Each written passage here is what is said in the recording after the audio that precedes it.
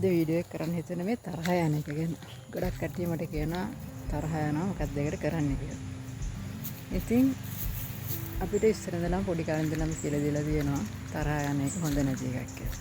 ඉතින් ගොඩක් අයට මේ පොඩ්ඩක් තරහ ගියත් එයාලට නිකන් ගිලිටි ෆීලිං එකක් එනවා, පසුතැවීමක් එනවා. අයියෝ මට තරහ ගියානේ කියලා. එතකොට අර තරහ ගියේකටත් වැඩිය අර ආපු ගිලිටි ෆීලිං එක. අපි මම මෙච්චර බණ අහලත් මෙච්චර අවුරුදු ගානක් බණ අහලත් මට තාම තරහ යනවා.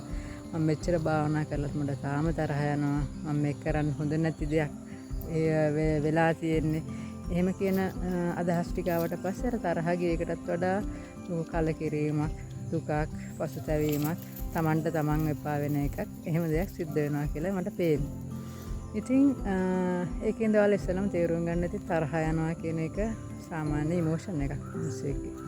ඉතින් ඒක අපි බැලන්ස් කරගන්න, ඒක මොකක්ද කියලා තේරුම් ගන්න, අවබෝධ කරගන්න උත්සාහ කරන එක තමයි කරන්න ඕනේ. තරහ ගන්න එක නැති කරන්න try කරන එක නෙමෙයි.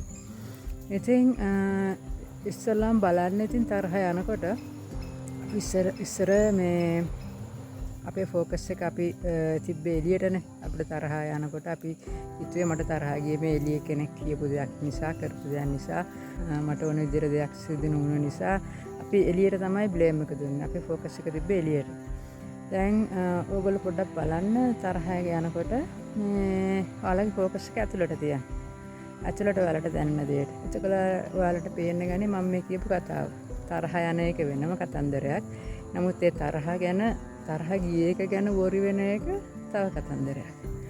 ඔයාලා ඇතුළට ෆෝකස් කරලා බලන්න මේ තරහ යන එකත් එක්ක ඇතුළේ සිද්ධ වෙන විපර්යාසය.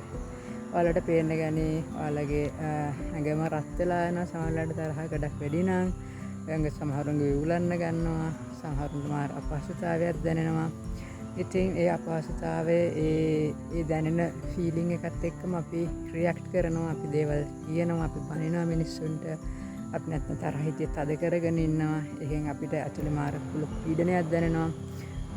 සමහරව ඒක බැනලා වචන වලින් පිට කරනවා. සමහරව අතපය පවා ක්‍රියාත්මක කරන්න පුළුවන් තරහ වැඩි වුණාම.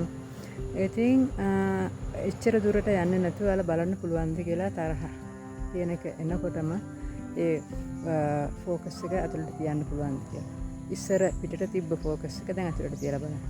බලන්න ඇතුලේ මොනවද වැඩ කරන්නේ. ඔයාලා තරහ නැති කරන්න try කරන්න එපා. තරහ කියන එක තේරුම් ගන්න try කරන්න. තරහ කියන ඉමෝෂන් එකෙද්දී අපි ඇතුළට මොකද වෙන්නේ කියන එක.